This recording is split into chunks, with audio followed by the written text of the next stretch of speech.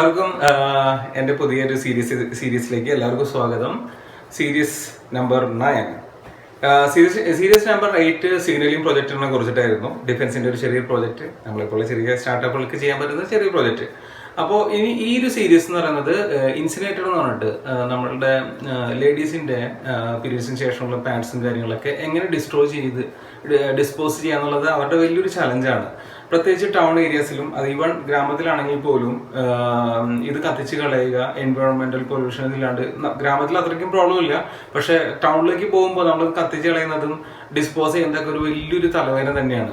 അപ്പോൾ അത്തരം പ്രോബ്ലങ്ങൾക്ക് സൊല്യൂഷൻ ആയിട്ടാണ് ആക്ച്വലി ഇൻസിനേറ്റർ എന്ന് പറയുന്ന സാനിറ്ററി നാപ്കിൻ ഡിസ്ട്രോയർ എന്നുള്ള സംഭവം മാർക്കറ്റിൽ അവൈലബിൾ ആയിട്ടുള്ളത്. പക്ഷെ മാർക്കറ്റിൽ അവൈലബിൾ ആയിട്ടുള്ള എല്ലാ പ്രൊഡക്റ്റുകളും ഒന്നില്ലെങ്കിൽ ഹീറ്റിംഗ്, ഞാൻ പറയുന്നത് ഇലക്ട്രിക്കൽ പ്രോഡക്ട്സിനെ കുറിച്ചിട്ടാണ്. ഇലക്ട്രിക്കൽ പ്രോഡക്ട്സ് എല്ലാം ഹീറ്റിംഗ് കോയിൽ വെച്ചിട്ടുള്ളതോ അല്ലെങ്കിൽ മെയിനായിട്ട് ഹീറ്റിംഗ് കോയിൽ വെച്ചിട്ടുള്ളതാണ്.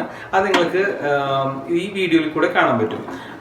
അതേപോലെ തന്നെ ഞാൻ ഇവിടെ ചെയ്യാൻ പോകുന്ന ഒരു ഇന്നോവേഷൻ എന്താണെന്ന് വെച്ചിട്ടുണ്ടെങ്കിൽ, ഇത്തരം ഹീറ്റിംഗ് എലമെന്റ്സ്, ഹീറ്റിംഗ് കോയിൽസ് ഉപയോഗിക്കുമ്പോൾ ഞാൻ റിസർച്ചിൽ കൂടെ കുറച്ച് കാര്യങ്ങൾ നമുക്ക് മനസ്സിലാക്കാൻ പറ്റും. ഏകദേശം 40-45% ഒക്കെയാണ് നോർമലി ഹീറ്റിംഗ് കോയിൽ വെച്ച് ചെയ്യുമ്പോൾ എഫിഷ്യൻസി കിട്ടുന്നത്. എഫിഷ്യൻസി ഉദ്ദേശിക്കുന്നത് ആ ഹീറ്റിംഗിന് കൊടുക്കുന്ന എനർജി ഏകദേശം ഇപ്പം നമ്മളൊരു 100 ജൂൾ അല്ലെങ്കിൽ യൂണിറ്റ് എനർജി ആ ഹീറ്റിംഗ് കോയിൽ വഴി നമ്മൾ ഒരു ഫുഡിലേക്ക് കൊടുക്കുകയാണെന്നുണ്ടെങ്കിൽ, ഇപ്പോൾ ഫുഡാണ് നമ്മൾ ഒരു വെസലിൽ കുക്ക് ചെയ്യണമെന്നുണ്ടെങ്കിൽ അതിലേക്ക് കൊടുക്കുകയാണെന്നുണ്ടെങ്കിൽ ഏകദേശം 45%, അതായത് 45%, 0.45 1 യൂണിറ്റ് ആണെങ്കിൽ 0.45 യൂണിറ്റ് എനർജി മാത്രമേ ആ വെസലിൽ കിട്ടുന്നുള്ളൂ.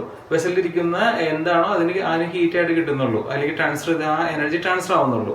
അപ്പോൾ അത് വളരെ എഫിഷ്യൻസി കുറഞ്ഞൊരു സിസ്റ്റമാണ് ഹീറ്റിംഗ് എലമെന്റ് വെച്ചിട്ടുള്ള സിസ്റ്റം. എന്നാൽ ഇൻഡക്ഷൻ ഹീറ്റിംഗ് കോയിൽ ഉപയോഗിക്കണമെങ്കിൽ 70-75 റേഞ്ചിൽ നമുക്ക് നമ്മുടെ എനർജി ട്രാൻസ്ഫർ നടത്താൻ പറ്റും. അതായത് 1 യൂണിറ്റിന് 0.75 അല്ലെങ്കിൽ 100 യൂണിറ്റ് കൊടുക്കുമ്പോൾ 75 യൂണിറ്റ് എനർജി നമുക്ക് ട്രാൻസ്ഫർ ചെയ്യാൻ പറ്റും. അപ്പോൾ ഇത്തരം കാര്യങ്ങളെ കുറിച്ചിട്ടാണ് ഈ ഒരു വീഡിയോയിൽ പറയാൻ പോകുന്നത്.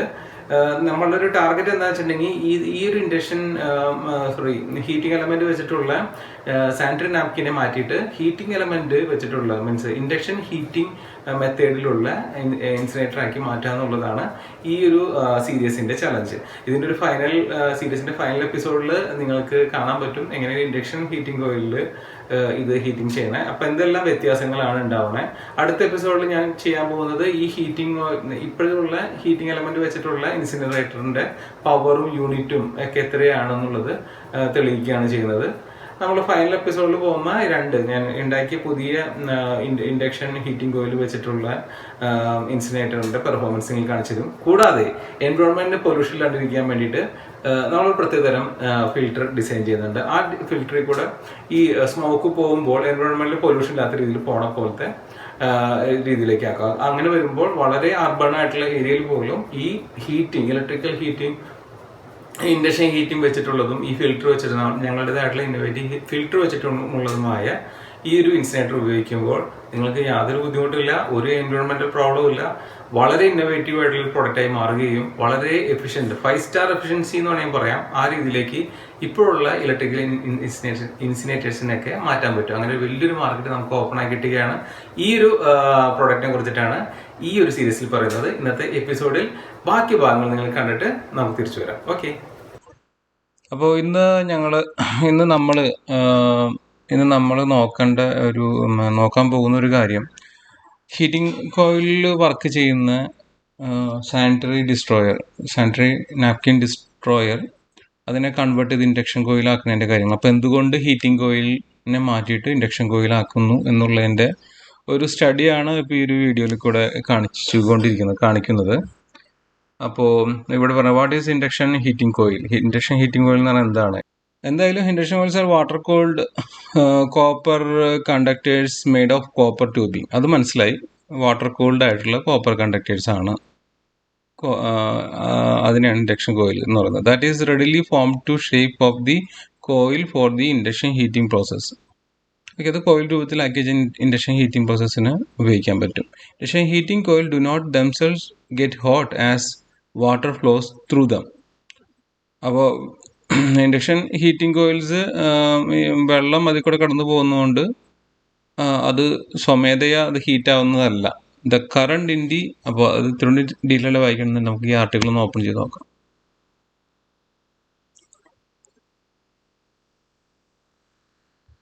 Okay, how induction heating coil works ഇവിടെ ക്ലിയർ ആയിട്ട് പറയുന്നുണ്ട്. The induction coil determines how effectively and efficiently a workpiece is heated. The induction coils are water-cooled copper conductors made of copper tubing that is readily formed into shape of the coil for the induction heating process. അപ്പോൾ copper കോയിലിനെ ഒരു കോയിലിൻ്റെ രൂപത്തിലാക്കിയിട്ട് അതിൽ വെള്ളം അതിൽ കൂടെ കടത്തി വിടുന്നു എന്നുള്ള സംഭവം വരെ എനിക്ക് മനസ്സിലായി. Induction heating coil do not themselves get as hot as water flows through them. വെള്ളം പോകുന്നതുകൊണ്ട് ഹീറ്റ് ആവുള്ളൂ. പക്ഷേ വെള്ളം പോകുന്നതുകൊണ്ട് ഇപ്പോൾ എങ്ങനെ ഹീറ്റ് ആവുക? അത് ചൂടുള്ളതാണെങ്കിലല്ലേ ഹീറ്റ് ആവുള്ളൂ. Work coils range in complexity from A simple helical or solenoid wound coil consisting of a number of turns of copper tube wound around a mandrel. എന്താണ് ഈ mandrel? A shaft or spindle in a lathe to which work is fixed while being turned. Okay, anyway. ഞാൻ ഒരു വായിക്കാം. Work coil range in complexity from A simple helical or solenoid wound coil consisting of a number of turns of copper tube wound around a mandrel. ഒരു മാൻഡ്രലിന് ചുറ്റും coils ഉള്ള സംഭവം പല റേഞ്ചിലുണ്ടെന്ന് പറയുന്നത്. To a coil that is precision machined from solid copper and brassed. Okay, anyway. Coil transfer energy from the power supply to എൻ്റെ ഉദ്ദേശം എങ്ങനെയാണ് induction coil work ചെയ്യണമെന്ന് തന്നെ ഞാൻ മനസ്സിലാക്കേണ്ടത്. അപ്പോൾ അതിലേക്ക് എത്തുന്നുണ്ടെന്ന് നോക്കാം. Coils transfer energy from the power supply to the workpiece by generating an alternating electromagnetic field due to the alternating current flowing in them. അത് മനസ്സിലായി. ഒരു ഓൾട്ടർനേറ്റിംഗ് കറണ്ട് ഒരു കോയിലിൽ കൂടെ കടന്നു പോകുമ്പോൾ ഒരു ഓൾട്ടർനേറ്റിംഗ് ഇലക്ട്രോമാഗ്നറ്റിക് ഫീൽഡ് ഉണ്ടാവും. നമ്മൾ പണ്ട് ഈ ആണിയുടെ ചുറ്റും ചുറ്റി വെച്ചിട്ട് ആ വയറിൽ കൂടെ AC കറണ്ട് കടത്തി വിടുമ്പോൾ ഓൾട്ടർനേറ്റീവ് മാഗ്നറ്റിക് ഫീൽഡ് ഉണ്ടായത് ഒരു മാഗ്നറ്റ് പോലെ വർക്ക് ചെയ്യുന്നുള്ളത് നമ്മൾ പണ്ടൊക്കെ ടെസ്റ്റ് ചെയ്തിട്ടുണ്ട്. The coil's alternating magnetic field generate an induced current. Okay, in the work piece. അപ്പോൾ ഒരു ഇൻഡ്യൂസ്ഡ് എഡ്ഡി കറണ്ട് ഉണ്ടാക്കും വർക്ക് പീസിൽ. അപ്പോൾ അതൊരു ഐസൊലേറ്റഡ് ആയിട്ടുള്ള ഒരു എഡ്ഡി കറണ്ട് ആയിരിക്കും ഉണ്ടാവുക. Which generate heat due to I²R losses. Okay, core losses. Okay, eddy current core losses ഉണ്ടാക്കും. ട്രാൻസ്ഫോമറിലൊക്കെ കോർ ലോസ് ഉണ്ടാക്കുന്നതാണ്. ആ കോർ ലോസസ് ഹീറ്റാണ്. ആ ഹീറ്റിനെ ഒന്നും കൂടി ശരിക്കും ഉണ്ടാവാനാണ്ട് എഡ്ഡി കറണ്ട് കൂട്ടി കൊടുക്കുക. അങ്ങനെയാണ് ഉണ്ടാക്കണമെന്നാണ് ഇപ്പോൾ മനസ്സിലായത്. ഓക്കെ, അപ്പോൾ ഇങ്ങനെയാണ് ഇൻഡക്ഷൻ ഹീറ്റിംഗ് കോയിലിൻ്റെ ഫങ്ഷനിങ്. അപ്പോൾ ഒരു കോപ്പർ കോയിൽ, വാട്ടർ കൂൾഡ് ആയിട്ടുള്ള കോപ്പർ കോയിൽ, അതിനെ എന്തിനാ വാട്ടർ കൂൾ ചെയ്യണമെന്ന് കൂളിംഗ് ചെയ്യണം എന്തിനാണെന്ന് എനിക്ക് മനസ്സിലായില്ല. ഇതെന്താ കത്തിപ്പോവോ? Copper high current AC current വിടുമ്പോൾ എന്താ സംഭവിക്കുമെന്ന് സംഭവിക്കില്ലല്ലോ. അത് ഇൻഡക്ഷൻ വഴി മറ്റേ സൈഡിലല്ലേ സംഭവിക്കുന്നത്. അത് എന്താണെന്നുള്ളത് മനസ്സിലാക്കണം. The current in the workpiece is proportional to coil's EMF strength.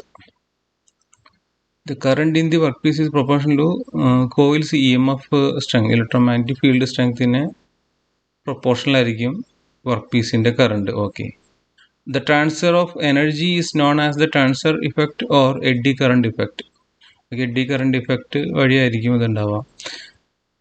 അപ്പോൾ നമ്മൾ വിചാരിച്ച പോലെ സംഭവം തന്നെ ഇൻഡക്ഷൻ വഴി ഉണ്ടാവണ ഒരു എഡ്ഡി കറണ്ട് വെച്ചിട്ട് ആ ഒരു സർഫസ് ഹീറ്റാവും. അപ്പോൾ എഡ്ഡി കറണ്ട് സംഭവിക്കുന്ന ഇതെല്ലാം മെറ്റീരിയലാണെന്നുള്ളത് മനസ്സിലാക്കിയിട്ട് ആ മെറ്റീരിയലായിരിക്കും ഇൻഡക്ഷൻ ഹീറ്റിംഗ് കോയിലിൽ ഉപയോഗിച്ചുള്ള കാര്യങ്ങൾക്ക് ഹീറ്റിങ്ങിന് നടക്കുള്ളൂ എന്നുള്ള കാര്യമാണ് അതിൽ ഇമ്പോർട്ടൻറ്റ്. അപ്പോൾ ട്രാൻസ്ഫോമേഴ്സ് ആൻഡ് ഇൻഡക്ഷൻ കോയിൽസ് അതിനെക്കുറിച്ചുള്ള ബന്ധങ്ങൾ പറയുന്നതായിരിക്കും. Higher flux intensity near the heating area means a higher current is generated in the part. Okay, ഒരു വലിയൊരു ഫ്ലക്സ് ഹൈ ഫ്ലക്സ് കാണണമെങ്കിൽ അതിൻ്റെ അടുത്ത് ഒരു ഹീറ്റിംഗ് ഏരിയയുടെ അടുത്ത് കാണണമെങ്കിൽ അതിൻ്റെ അടുത്ത് ഒരു ഹൈ കറണ്ട് ഈസ് ജനറേറ്റ് ആ പാർട്ടിൽ ഹൈ കറണ്ട് ഉണ്ടായിട്ടുണ്ടെന്നാണ് പറയുന്നത്. അപ്പോൾ എഡ്ഡി കറണ്ട് ചില ഭാഗങ്ങൾ ഹൈ ഫ്ലക്സ് ഉണ്ടാവുകയാണെന്നുണ്ടെങ്കിൽ ആ ഭാഗങ്ങളിൽ ഹൈ കറണ്ട് ഉണ്ടായിട്ടുണ്ടാവും. Designing your induction coil. അപ്പോൾ ഇൻഡക്ഷൻ കോയിൽ ഡിസൈൻ ചെയ്യുമ്പോൾ ശ്രദ്ധിക്കേണ്ട കാര്യങ്ങളാണ് പറയുന്നത്. Okay, the coil should be coupled as close to the part as possible and the largest possible number of magnetic flux lines therefore intersect the workpiece at the heating point. This allows for maximum energy transfer. Okay, അപ്പോൾ maximum അടുത്തേക്ക് വെക്കണം എന്ന് പറയുക അതിൻ്റെ ആ ഒരു induction maximum കിട്ടാനായിട്ട്. And the largest possible number of magnetic flux lines therefore intersect the work piece at the heating point. അപ്പോൾ അതിൻ്റെ മാഗ്നറ്റിക് ഫ്ലക്സ് നമ്മളുടെ ഹീറ്റിംഗ് കോയിലല്ല, ആ കോപ്പർ കോയിലിൻ്റെ മാഗ്നറ്റിക് ഫ്ലക്സ് മാക്സിമം ഈ പറഞ്ഞ സർഫസ്, അതായത് നമ്മുടെ വെസലിൻ്റെ മെറ്റീരിയൽ അതിൻ്റെ ഫ്ലക്സിനെ മാക്സിമം ഉണ്ട് ഇൻ്റർസെക്ട് ചെയ്യുമ്പോഴാണ് ഇവരുടെ എഡ്ഡി കറണ്ട് ശരിക്കും ഉണ്ടാവുള്ളൂ എന്ന് പറയുന്നത്. അങ്ങനെ മാക്സിമം എനർജി ട്രാൻസ്ഫർ സംഭവിക്കുന്നതാണ് ഇവർ പറയുന്നത്. The greatest number of flux lines in the solenoid coil are towards the centre of the coil. Okay, അപ്പോൾ ഒരു സോളിനോയിഡ് എന്ന് പറഞ്ഞാൽ ഇങ്ങനെ സ്പൈറൽ സ്പ്രിങ് പോലത്തെ ഒരു കോയിൽ കൺസിഡർ ചെയ്യുകയാണെന്നുണ്ടെങ്കിൽ അതിൽ കൂടെ കറണ്ട് എടുത്ത് വിടുകയാണെന്നുണ്ടെങ്കിൽ ആ മാക്സിമം ഫ്ലക്സ് ഡെൻസിറ്റി വരുന്നത് അതിൻ്റെ സെൻറ്ററിലായിരിക്കും, അതായത് കോറിലായിരിക്കും മാക്സിമം ഫ്ലക്സ് ഡെൻസിറ്റി വരാം. The flux lines are concentrated inside the coil, providing the maximum heating rate at that location. അപ്പോൾ അത് ഇനി സ്പ്രിങ് വെർട്ടിക്കലാക്കി വെക്കണ പോലെ ആയിരിക്കുമോ ഇത് വെക്കുക? എങ്ങനെയായിരിക്കും? ഇൻഡക്ഷൻ ഹീറ്റർ മേടിച്ച് പൊളിച്ച് തുറന്നു നോക്കേണ്ടി വരും, വെർട്ടിക്കലാണോ ഹൊറിസോണ്ടലാണോ വെച്ചതെന്നുള്ളത് അറിയാനായിട്ട്. മിക്കവാറും ഇവർ പറഞ്ഞു കേട്ടിട്ട് വെർട്ടിക്കലാണ് വെച്ചതെന്ന് തോന്നുന്നു. The geometric center of the coil is a weak flux path. Okay, geometric centre, കോയിലിൻ്റെ ജോമെട്രിക് സെൻറ്റർ ഒരു വീക്ക് ഫ്ലക്സ് പാത്താന്ന് പറയുന്നത്. അപ്പോൾ ജോമെട്രിക്കൽ സെൻറ്റർ എന്താണെന്ന് മനസ്സിലാക്കണം കോയിലിൻ്റെ. The flux is most concentrated closer to the coil turns themselves and decrease with distance from the turns. Turns എന്നുള്ള flux is more closer to the coil ടേൺസിനടുത്ത് അതിൻ്റെ കോൺസെൻട്രേഷൻ കൂടുതൽ, ഫ്ലക്സിൻ്റെ കോൺസെൻട്രേഷൻ കൂടുതലായിരിക്കും. ദൂരം കൂടുന്തോറും, അതായത് ടേൺസിൽ നിന്നുള്ള ദൂരം കൂടുന്തോറും അത് കുറയും. അത് ഇൻഡക്ഷൻ അങ്ങനെ തന്നെയാണ്. If a part were placed off centre in a coil, the area closer to the coil turns would be intersect a greater number of flux lines and thus be heated at a higher rate. The area of the part away from the copper coil experiences